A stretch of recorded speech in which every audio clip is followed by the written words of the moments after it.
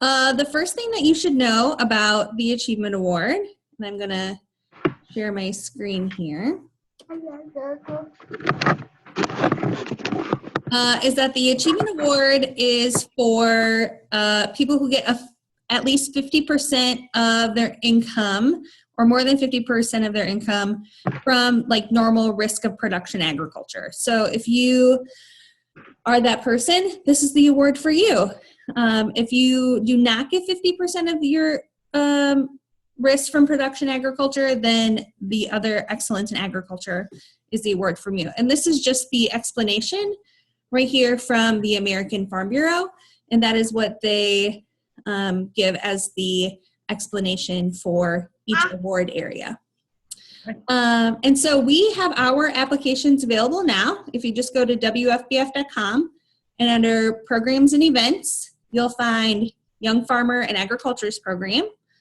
So when you click on that, you'll see kind of our different areas here, and you'll want to look for YFA contests.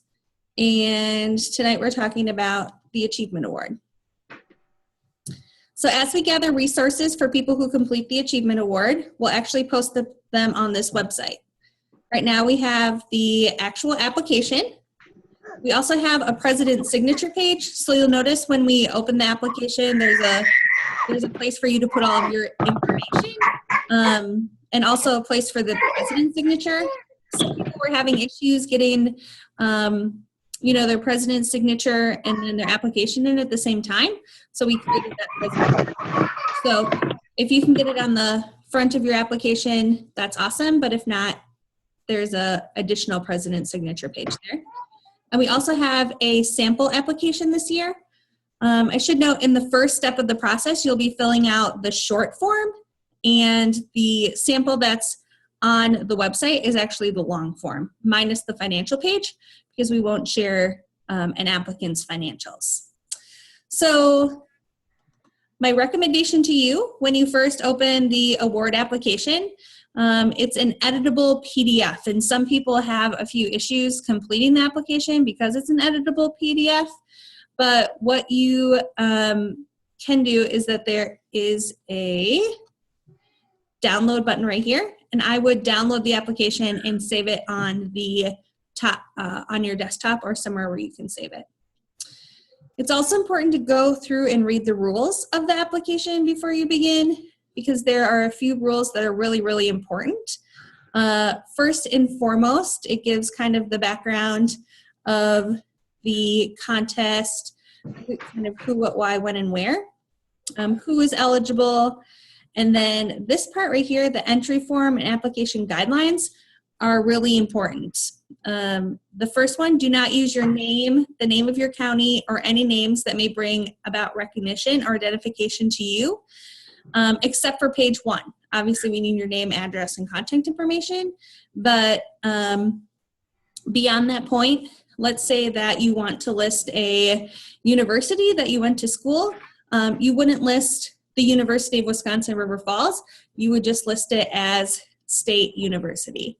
Okay, and so that's important to remember throughout the application, that you are trying to make sure that you are not using any identifiers in any of that.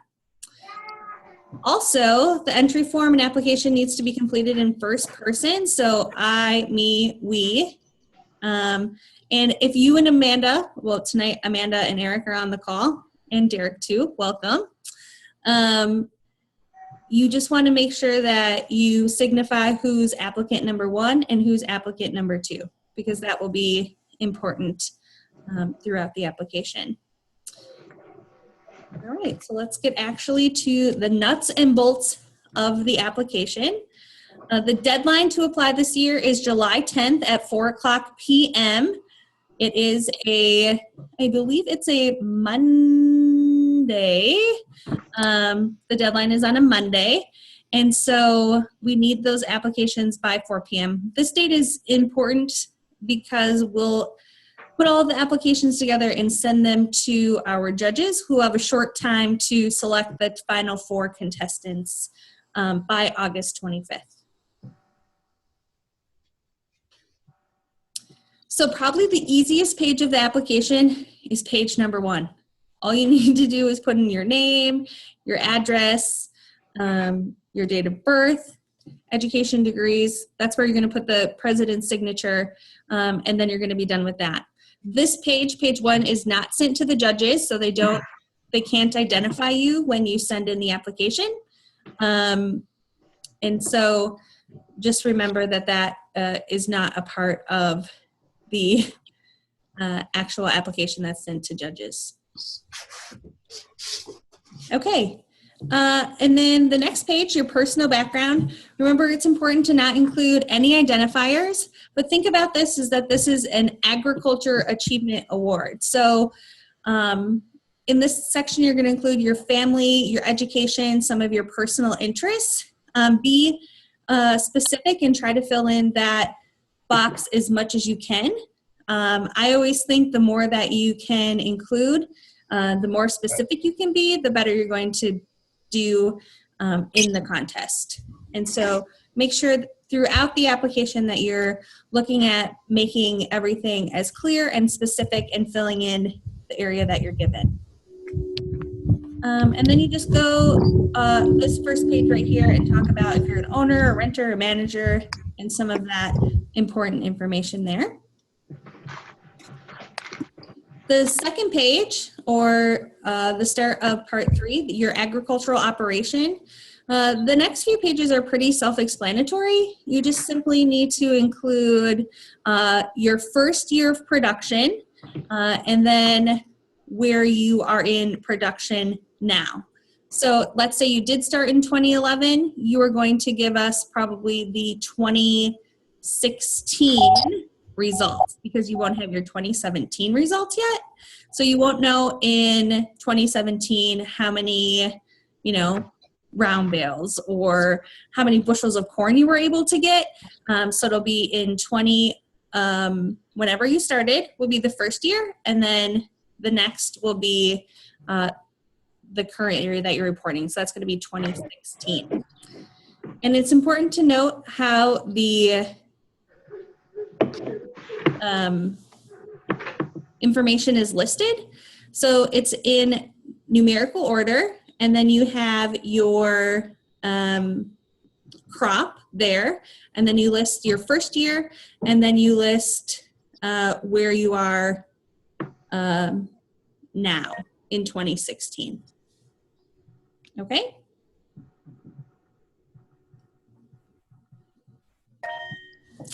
The second part right there, list enterprises comparing the volume of production between the first year and the second year. The same, so if you have cattle, that is where you would put that information. And then a lot of people like to keep this section down here blank. Please be creative explaining the operation if the agricultural enterprise does not fit within the sections. So if you have anything at all that goes beyond what's listed in letters A and B, it's important to list that there. And if you're unsure about that, and you're like, well, I have everything listed, then you have everything listed. But if you think you have something to add that could boost your application, filling in this section right here is going to be really, really important. Hi, Alex. Oh, hi. On to the next page. How was your agricultural operation acquired? Indicate in narrative or story form what portion of the operation was purchased or personally earned. So in this section, you're telling a story, and that's what you want to convey in this portion. So think about it. If someone read this, number one, would they be able to understand what you read? So I should note that usually we try to find as many judges as possible who are really knowledgeable in production agriculture. But sometimes it comes down to where we can't get enough judges to have all the knowledge that they could possibly have related to production agriculture. Two, because we're comparing cow-calf people to just crop people to dairy farmers. And so if you can kind of explain in the back of your mind, think about who might be judging this. It might be someone who works for rural insurance, who has a really strong background in agriculture, but might not be familiar with all aspects of agriculture. So really keep that in your mind when you're telling your story, that not everybody might understand what you're writing about. And so it's important to be clear and concise when you make that happen. Are there any questions about that? Does that make sense for the judge situation? Yes, okay. And then letter E, list other agriculture or related business enterprises describing the size, relationship, and importance to the total operation. So let's say you give farm tours, or maybe you do some custom operation. That is where this would be entered into the application. And so once again, make sure that you're specific and clear and can explain exactly what you're doing. You also want to notice, you want to describe the size, the relationship and importance to the total operation. So just putting that you offer farm tours isn't a great explanation. We want to know, how many farm tours have you given? Were they to elementary students? Were they to just general consumers that you met? Who were the people that you were giving farm tours to? And why is that important to what you do on your farm? So please provide a lot of detailed information in that section.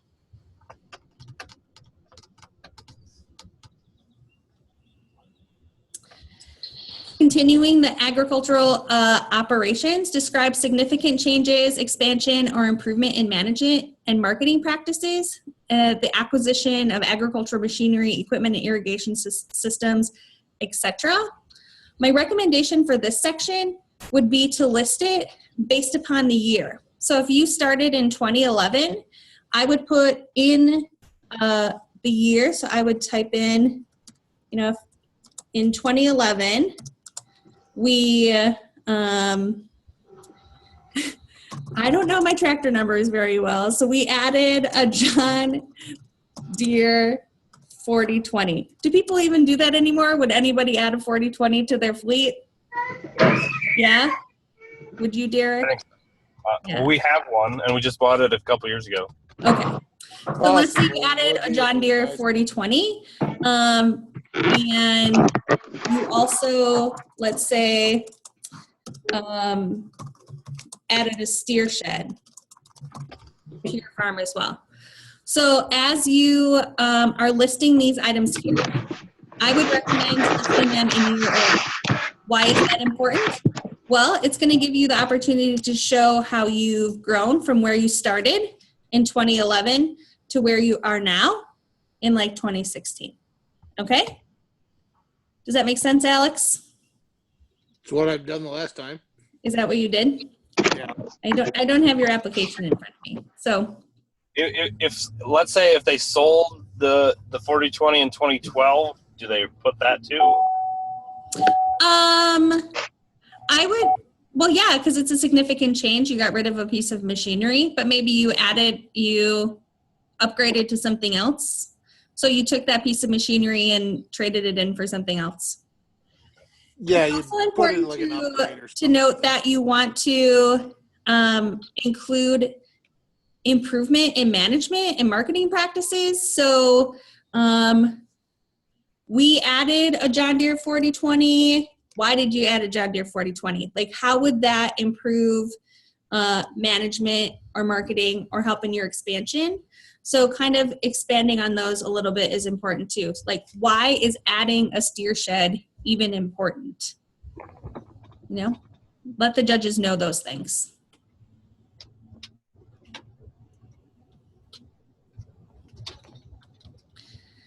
This is the section where I feel like most members have a difficult time because they're looking at their goals for the next 5 years. And there's really 3 specific areas. What are the goals that you have for yourself and your career? What do you have as your goals for Farm Bureau involvement? And then also, what do you have as goals and involvement in other organizations? I think one of the best examples that I can provide you is actually not in an achievement award. It's in one of our Excellence in Ag applications, and so I'm going to show you that now. It's a very similar question, but this person does a really great job of explaining what their goals are going to be. Oh yes, it is the same question. So we've all heard about SMART goals. You know, we want them to be specific, measurable, attainable, realistic, and timely. And that's exactly what you want to write in this goal section.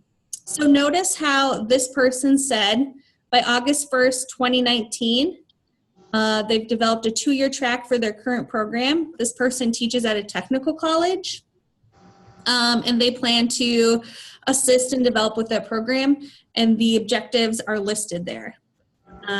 So that's kind of their career or professional goals.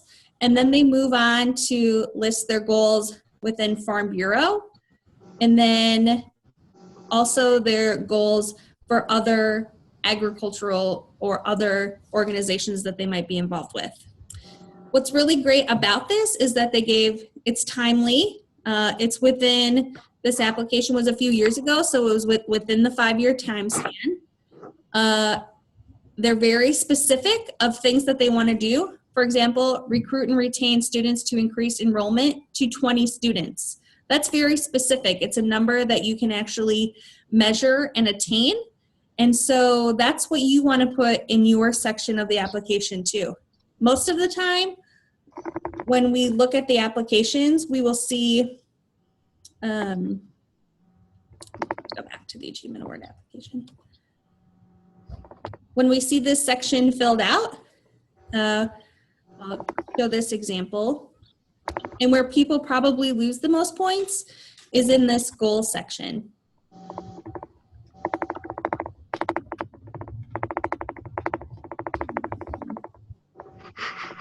Right here. So here are several of the goals that this farm has right here. They want to achieve a 32,000 pound rolling herd average. They want to achieve 2,300 pounds of combined fat and protein. Those are all really, really great goals, but they're not really measurable, or we don't know when they're going to be attainable, so they're not really timely. So it's important to make sure that those goals are very, very specific and measurable. If I were to call you in 4 years, would I be able to just go through your list of goals and see exactly what you were able to achieve based upon those goals that you wrote? Okay, nothing really wishy-washy, if that's what you want to say about that. Okay? Any questions about that goal section? And it really should be broken up into those 3 sections. So his or her, meaning applicant 1 and or applicant 2, your Farm Bureau involvement and involvement in other organizations. Let's say deep down, you don't have any goals to get involved in other organizations.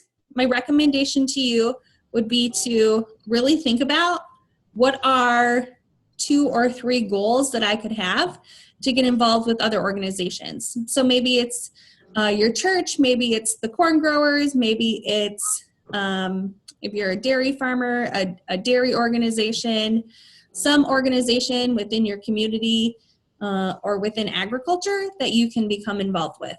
So even though deep down right now you think, we're probably not going to get involved in any other organizations, this is your opportunity to really think about that and include what you want your involvement in other organizations to be.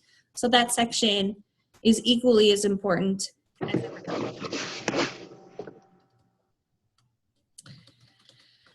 Then here you're going to list your leadership experience. If you looked at the first page, you'll notice that this is a significant portion of your score. So the first one is your leadership, your Farm Bureau leadership roles and involvement opportunities, any recognition, awards, committees. If you think that you really don't have a lot of information or things to put there, really think about what exactly have I done in Farm Bureau and what can I include in this. We just want to know what you've been doing, whether it be on the district or the county level. That is for this section up here. It's all district and county level information. And so that's what you need to put in this. Any state or national things that you've been involved with will go down here in this section. I think some of you applied for the Achievement Award last year, and so you would include in this section to here that you applied for that award. And I know that Eric and Amanda and Alex, you have been on the Washington, D.C. fly-in, so don't forget to include that information in there. So if you've been in the fly-in, you've had any other opportunities to serve on the state committee, all of that would be listed for your Farm Bureau involvement here. And Can I ask a random question? Yes. Can you see me? Yes. Oh, weird. I didn't know if you could or not. And this is also being recorded. Oh, good. Do you want to see the deer in my backyard? Sure. We could see you driving. I put my seatbelt on. Your truck. Okay, you can move on now. Sorry. I was just curious. Oh yeah, we can see everything. Remember that. You can see go my inside. messy house. I'm not in the house yet. And then the last portion right here is just your other leadership experience. So if you've gotten any 4-H awards, have been involved in the farm service agency, or maybe you're a part of a local co-op, that is where you will put this information. So this section, letter B, is for agricultural leadership roles, and then section C for community and non-agricultural leadership roles. So anything at a school or church, maybe a county committee that you might serve on, that information is listed here at the bottom. It's important too, and for every question, it gives you a sample of kind of how your information should be listed. And so I'm asking that you please remember to take a look at how the information is listed in the sample and use that exact same format in the section below. Okay? Now, Eric, have you filled out the application before? Yes, you have. Mm-hmm. And Alex, I know you filled out the application before. Alex, what are some tips that you have for filling out the application? The tips for filling out the application. I don't know. I mean, list everything. I mean, List everything. Fill up all this. You gotta make sure all the spaces are filled, as far as I can tell, and they see, at least to the judges I talked to, they took a lot of input on your financials. So explain that really well. Right. So that on the long form, looking at your financials is important. But this first part here, no financials have to be I'm always provided. amazed that I get selected in the 2 times I've done it. I've gotten selected in the final. So I'm always amazed on that. So I think Alex is exactly right. It's important that when you have all of this space and you have, you're given 5,000 characters or kind of 5,000 letters to use, it's important to use that entire space and include, even if you don't think it's relevant, include the information, because that's really going to help your application and beef it up quite a bit. Being very, very specific and really answering the question. I think where people go wrong a lot of times is that they read the question really quickly and then they fill out the answer and then they don't come back to it. But if you look even at this agricultural operations question, describe the significant changes, expansion, or improvement in management and marketing practices and the acquisition of agricultural machinery, equipment, and irrigation systems, and or buildings built or devised since your operation began. I don't think that it hurts to say that you added this 40/20 because it was going to help us manage our steer operation or our steer farm. And how was it going to do that? Just remember that, even if you say we added a John Deere 4020 to help manage our steer operation, for a person like me, if I didn't have any knowledge of really what happens when you raise steers, why is that even important to what you're doing on your farm? So being as specific as possible in every single section is important.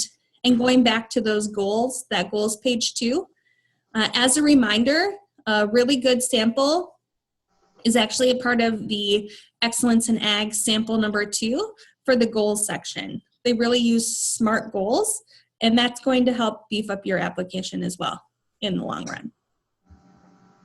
Okay. That is kind of the quick overview of the application. I am always available to answer questions for anyone. So if you are watching this via recording, I'm just going to put my contact information up here. You can contact me at this email address, or you can contact me at this phone number listed, 608-828-5719, and I'd be more than happy to answer any questions that you might have when you're filling out your application. Like I said, they're due July 10th by 4 o'clock. If you are having issues with the PDF, definitely give me a call and we can work through that. But I would appreciate that the call does not come on July 10th at 3:59. So, but if you can start now and maybe complete a page, set a goal for yourself to complete a page a week, you could easily get it done by the July 10th deadline. All right. What questions do people on the call have today, if any?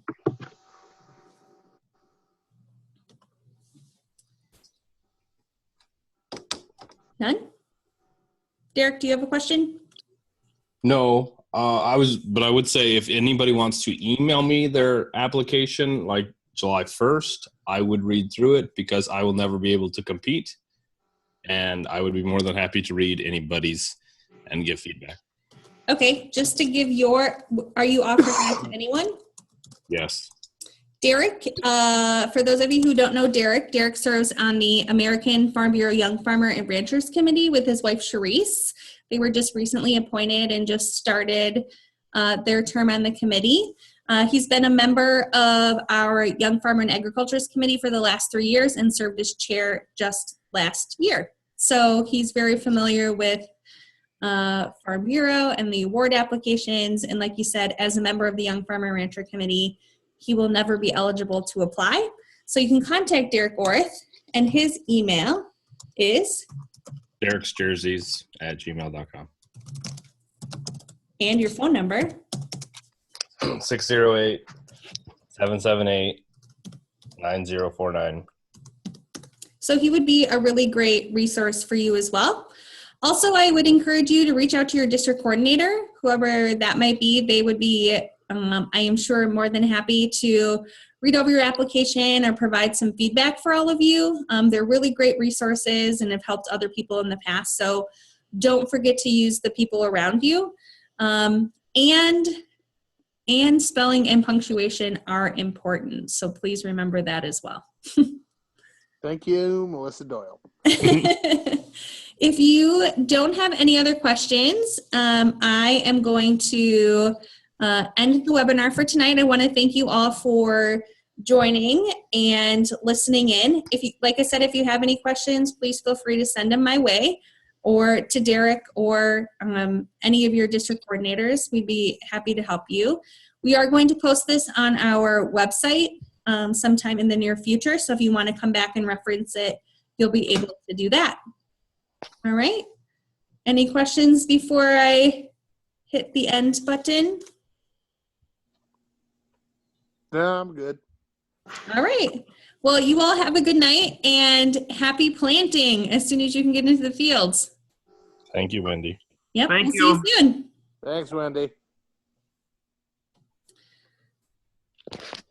Now I just need to know how to end the meeting. Everybody be real quiet. I guess we can't. Nope, here it is.